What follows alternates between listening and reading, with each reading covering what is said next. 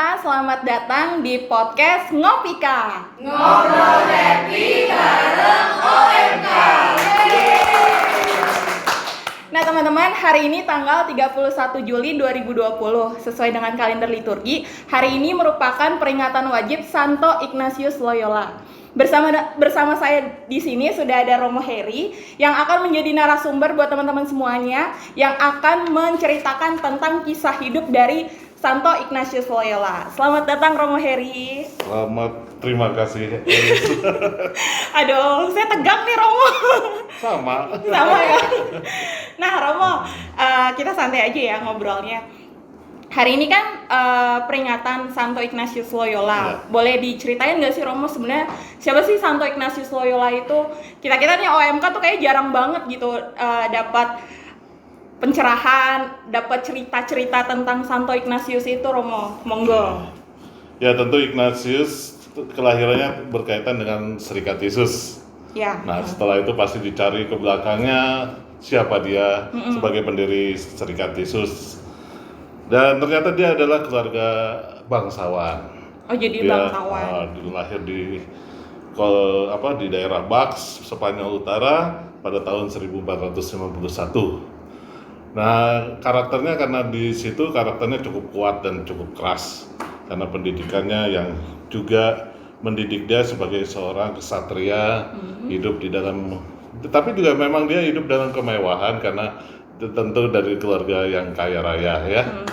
Maka pada saat itu memang Santo Ignatius menjadi seorang pribadi yang sungguh-sungguh menunjukkan kebangsawanan dan juga seorang yang mempunyai kekesatriaan.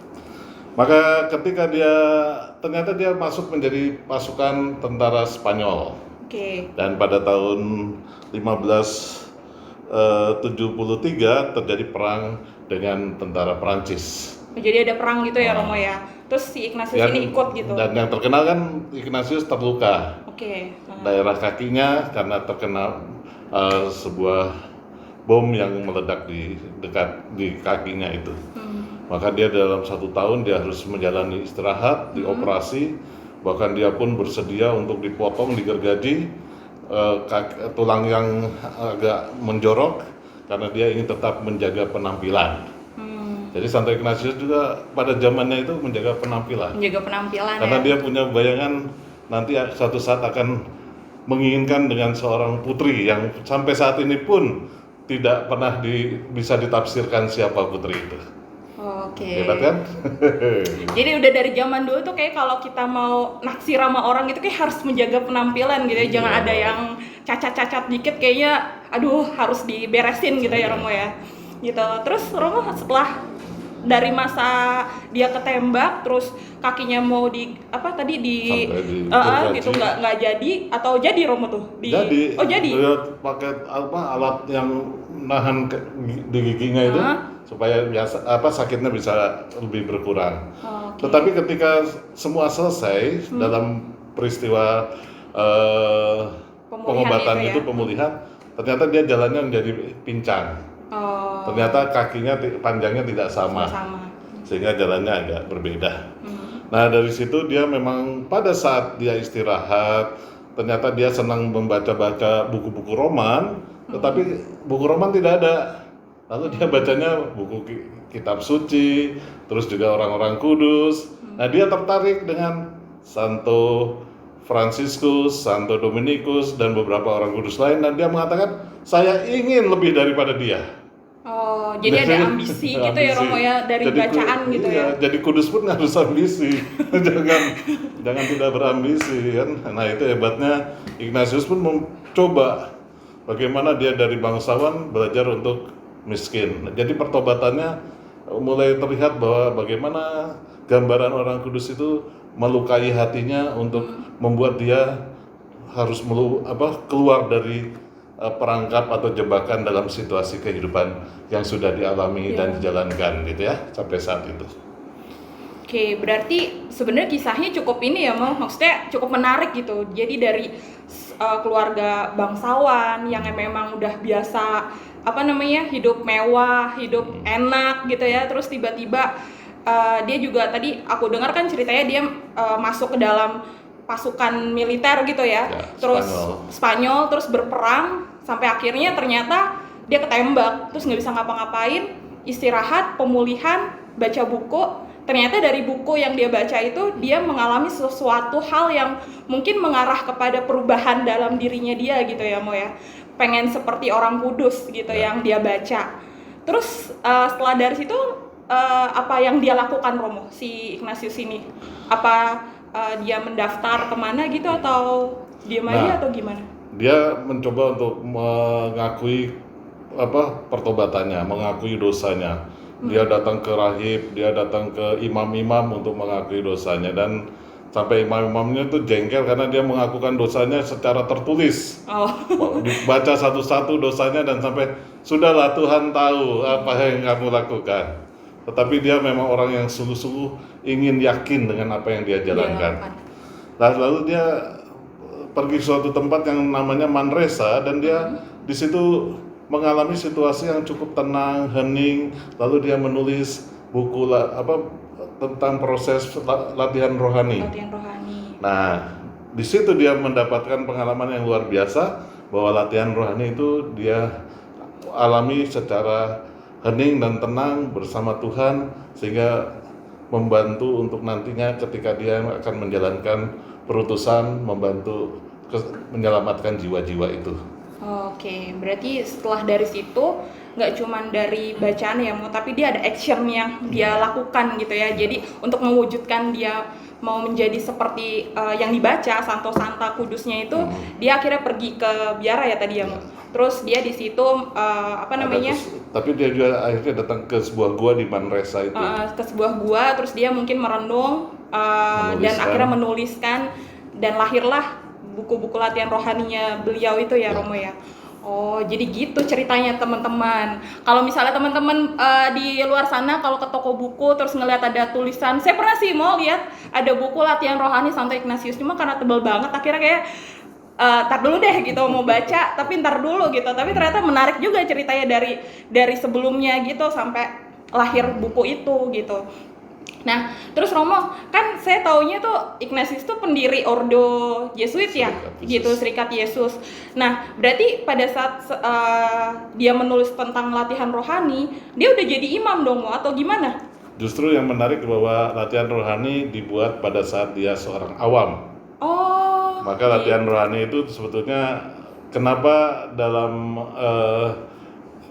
penekanan bukan hanya imam-imam atau biarawan-biarawati yang tertabis untuk membawakan latihan rohani, tetapi awam-awam pun ternyata pada saat dia awam pun sudah membantu banyak orang untuk menyelamatkan jiwa-jiwa. Nah, pada saat itu ternyata dia harus berhadapan dengan inkuisisi. Apa tuh? Inkuisisi itu seperti kalau tim yang mengadili apakah sah atau tidak sah pengajarannya. Valid atau tidak valid. Nah, akhirnya dia kamu teologinya di mana? Belajar teologi apa? Ternyata Ignatius tidak bisa memperlihatkan bahwa dia studi di mana. Nah, akhirnya dia bilang kalau kamu mau valid tentang pemberian bantuan spiritualitas atau latihan rohani pada orang-orang, kamu harus studi dulu. Nah, pada usia 32 tahun dia studi. Dengan anak-anak yang latihan bahasa Latin, bahkan sama anak-anak kecil dia harus belajar studi bersama. Ya. Nah, nanti dia studi akhirnya sampai 15 tahun untuk mencapai gelar sarjana. Nah, dari situ dia merasa sudah oke, legal untuk meneruskan penyelamatan jiwa-jiwa, karena bukan hanya keinginan baik saja, tetapi juga studi yang baik untuk bisa membantu orang lain. Oke, berarti sangat menarik ya Romo ya, kisah hidupnya gitu ya. Jadi aku pikir tuh buku latihan rohani itu ditulis setelah dia jadi imam. Jadi ternyata belum jadi imam. Terus setelah dari situ baru dia studi untuk melegalkan apa yang dia tulis itu gitu ya. Makanya ketika dia punya teman-teman kayak Lainez, Franciscus Saverius, nah dia bantu mereka juga dengan latihan rohani. Yang sudah dia bawa begitu banyak panjang waktunya ketika dari saat dia memulai di Manresa sampai dia kuliah sampai dia menjadi imam. sampai menjadi imam. Jadi dia sungguh bantu orang-orang dengan latihan rohani, dengan kebaharuan dia karena dia sudah menjadi seorang yang bisa dipercaya dalam studi filsafat dan teologi.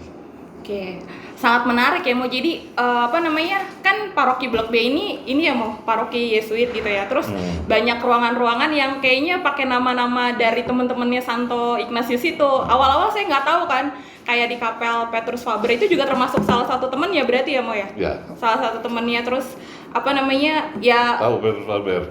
cuman baca doang di. Dia adalah salah satu dalam kelompok yang pertama-tama menjadi imam. Kelompok dari Santo Ignatius itu ya. Jadi dia satu-satunya yang dia muridnya Muridnya, Ignatius, tapi satu-satunya yang awal menjadi imam. Baru yang nanti lainnya ikut menjadi lanjut. imam. Oke. Nah, terus Romo, tadi kan udah ngebahas tentang sejarah singkatnya si Santo Ignatius itu sampai jadi imam gitu ya. Terus kan tadi aku juga bilang kan kalau Santo Ignatius itu pendiri Serikat Yesus gitu kan. Nah, Serikat Yesus Ordo Yesuit itu ada berapa banyak Mo di dunia ini? Banyak banget ya Mo di negaranya gitu. Anggotanya?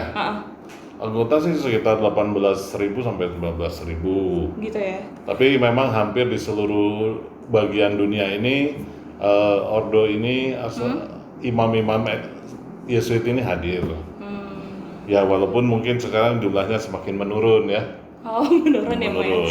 Di Indonesia aja mau sampai angka 400 saja begitu sulit. Sekarang hanya berkisar antara 330 sampai 350. Yang di Indonesia ini ya Romo ya? Ya kalau mau masuk boleh. Enggak ada yang cewek ya Romo. Yesuitin. Yesuitin. Terus Mo, ini balik lagi ke nanti kita bahas soal yang imam Yesuit itu. Nah, tentang ajarannya Santo Ignatius sendiri Mo, itu kan saya pernah dengar tuh kayak finding God in all things, terus ajere kontra.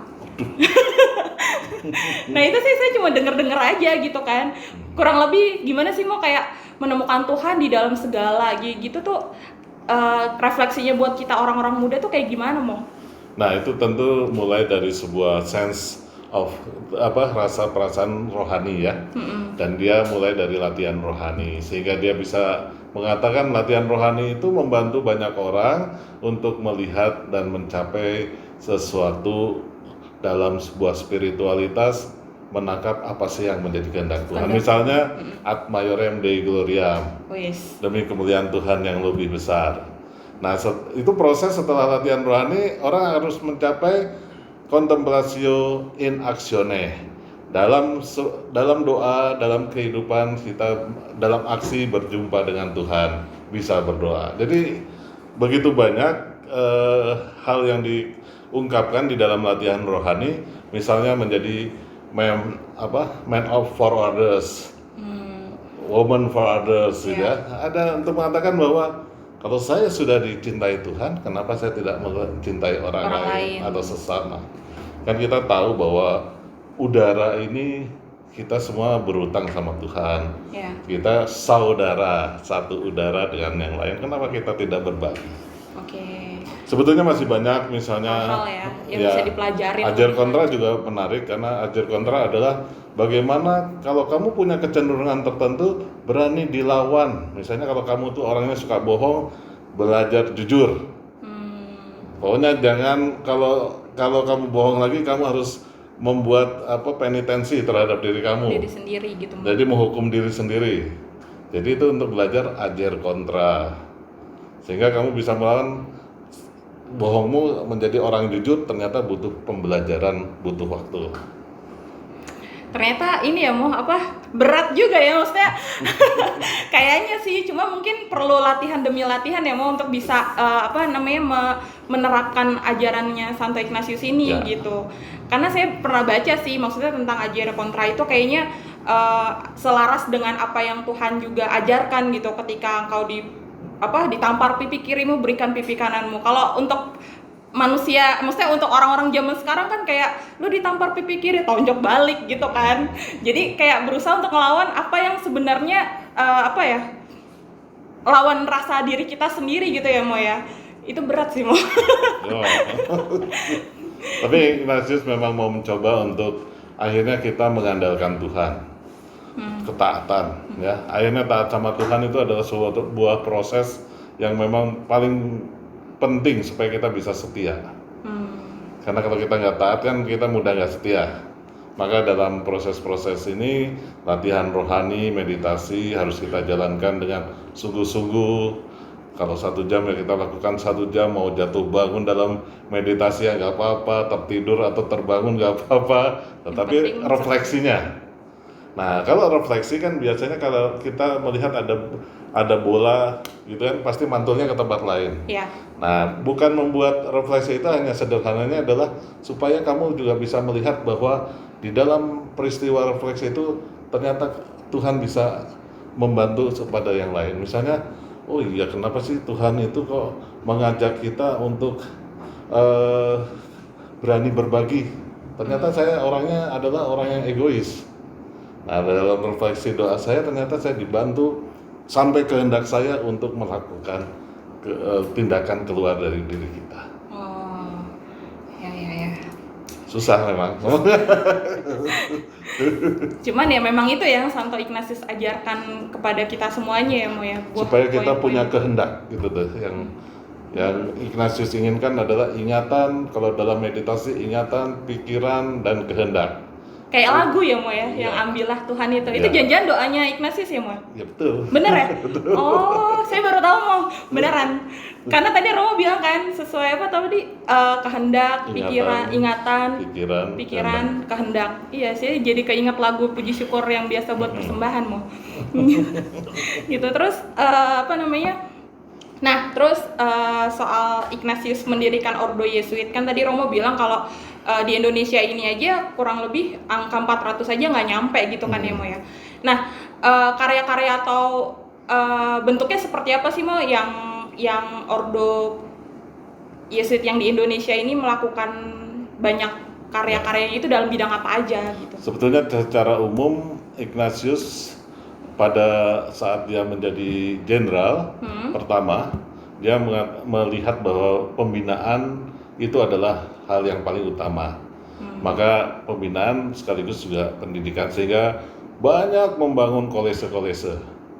Ya kayak kolese Gonzaga lah, kolese itu salah satu contoh, tapi itu kolese yang ada di Roma ya.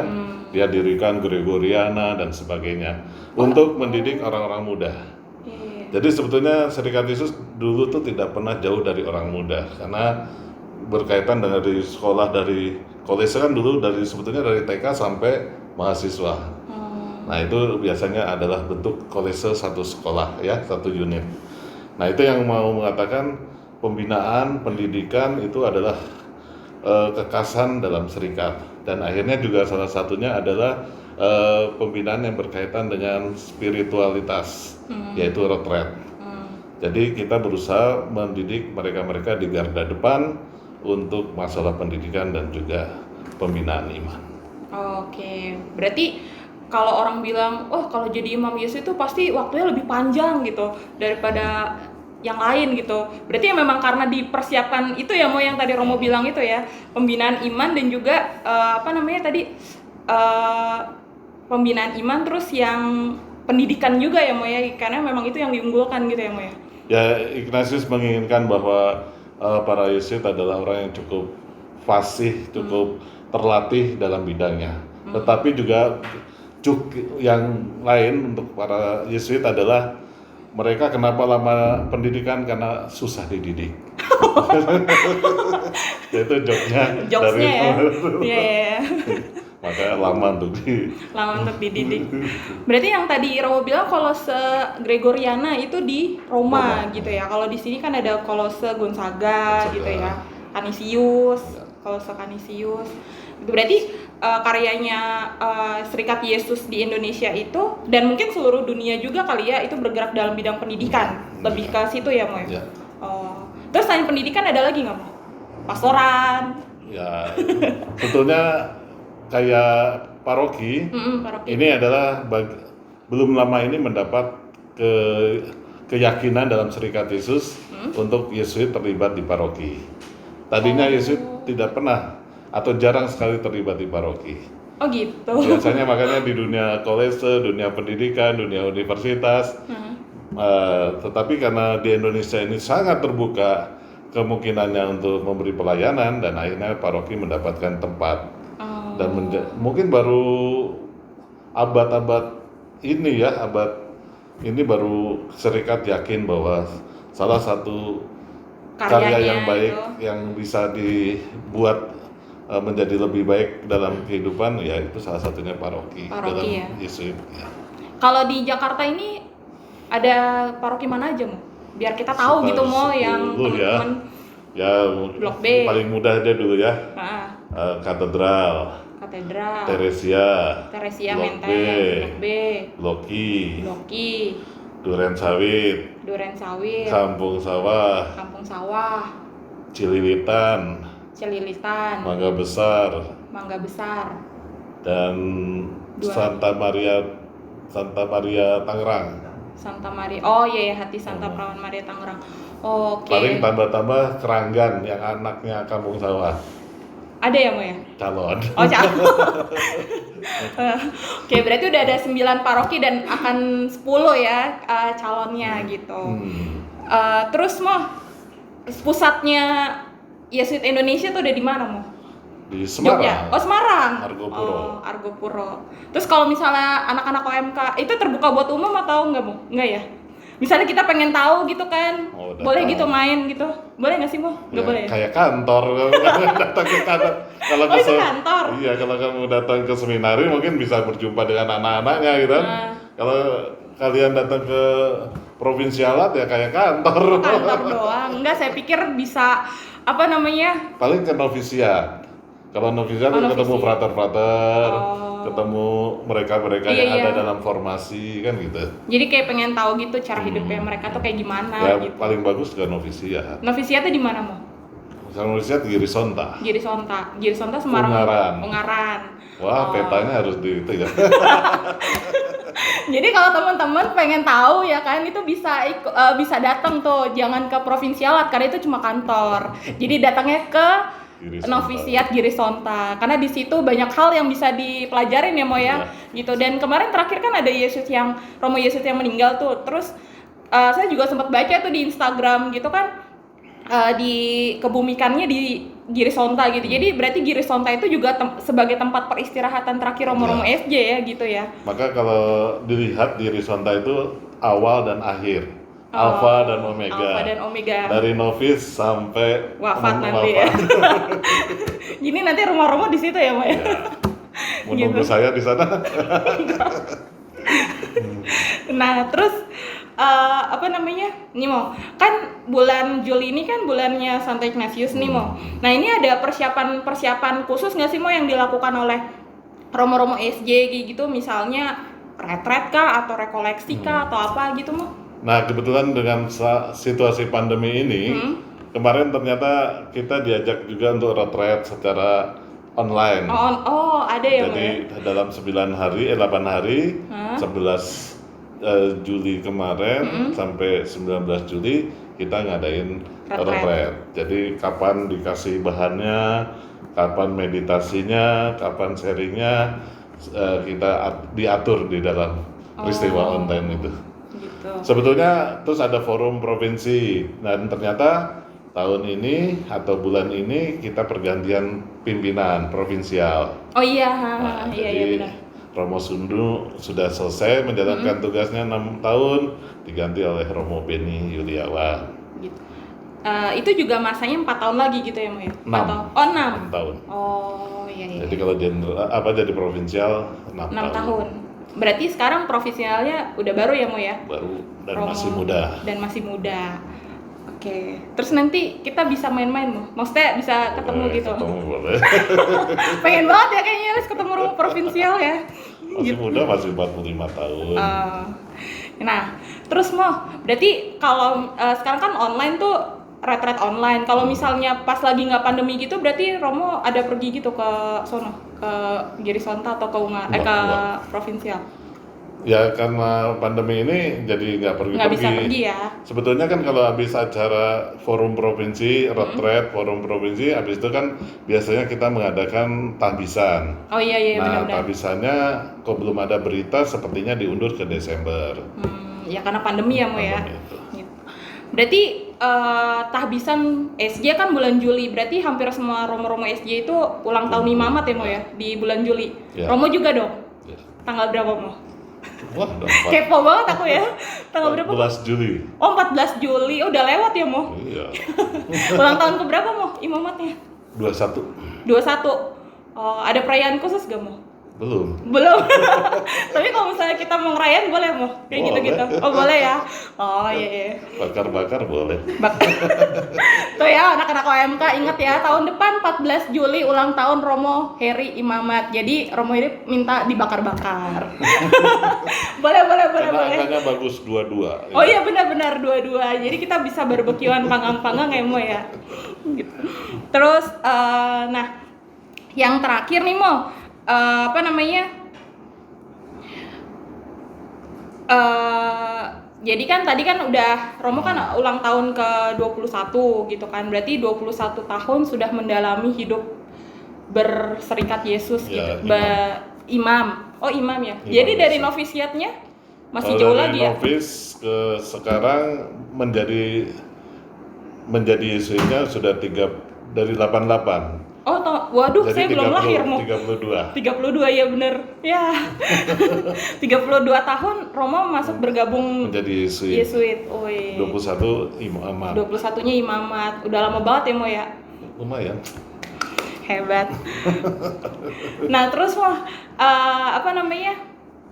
Yang paling Romo rasain tentang ajarannya Santo Ignatius itu yang mana Mo? Yang paling kayaknya ngena banget gitu Mo? Sebetulnya yang saya dulu suka adalah dari Kongregasi Jenderal 32 yang tentang bahwa Yesuit itu harus melakukan perambatan iman, penegakan keadilan. Gitu. Jadi iman itu bentuknya bukan harus ngomong yang kasih atau apapun, tapi kalau terjadi penegakan keadilan, kita sudah melakukan tindakan Injil atau tindakan kasih, karena kita membuat orang menjadi lebih baik. Perambatan iman tentunya kita tahu dan sadar bahwa seorang tuh dipanggil bukan hanya untuk menjadi orang baik, tapi menjadi pengikut Kristus yang sungguh-sungguh, gitu kan, membawa Kristus dan mengantar kepada Kristus. Oh, iya. Jadi jangan sampai saya yang harus sampai Kristus, tapi nggak bawa temennya kan, itu kasihan. Jadi harus mengantar membawa Kristus dan akhirnya mengantarkan Kristus. orang tersebut kepada Kristus gitu ya Mo ya. Goalnya kayak gitu ya. Nah, oke teman-teman, itu tadi ngobrol-ngobrol seru tentang Santo Ignatius Loyola. Nah, apa namanya, itu sangat ini banget ya kalau buat aku pribadi nih, karena aku kurang begitu paham ya Mo ya. Kalau nggak ngobrol-ngobrol gini kayaknya kurang ngerti gitu. Nah, buat teman-teman semuanya, kalau misalnya kalian pengen tahu lebih dalam tentang Santo Ignatius, mungkin bisa baca lagi ya Mo ya tentang sejarahnya dia. Di internet banyak ya Mo ya. Gitu. Terus mungkin bisa follow juga Instagram Yesuit yang Yesuit Insight gitu ya. Terus udah gitu ada Yesuit Indonesia, setahu saya itu ada itu sih. Gitu. Nah, itu mungkin bisa bisa ada informasi-informasi yang mendalam gitu ya tentang Ordo Serikat Yesus itu sendiri ya Mo ya. Gitu. Nah, teman-teman, sekian dulu ngobrol-ngobrol kita untuk episode Santo Ignatius Loyola pada kesempatan kali ini. Jangan lupa untuk di-like dan di-subscribe untuk YouTube kita di OMK Blok B, dan juga jangan lupa untuk follow Instagram kita di @omkblokb. Dan juga satu lagi teman-teman, kalau misalnya teman-teman punya Spotify, jangan lupa juga untuk di-search Ngopika. Nah, itu nanti akan ada obrolan kita pada kesempatan ini. Dan juga jangan lupa untuk di-share juga ke teman-teman yang lain, mungkin ada yang pengen tahu juga tentang Santo Ignatius Loyola itu seperti apa. Nah, sekian dulu teman-teman untuk ngobrol-ngobrol kita. Jangan tetap semangat, tetap sehat, tetap bahagia, stay positif, stay healthy, stay at home, dan ketemu lagi untuk episode selanjutnya hanya di Ngopika. Ngobrol happy bareng OMK.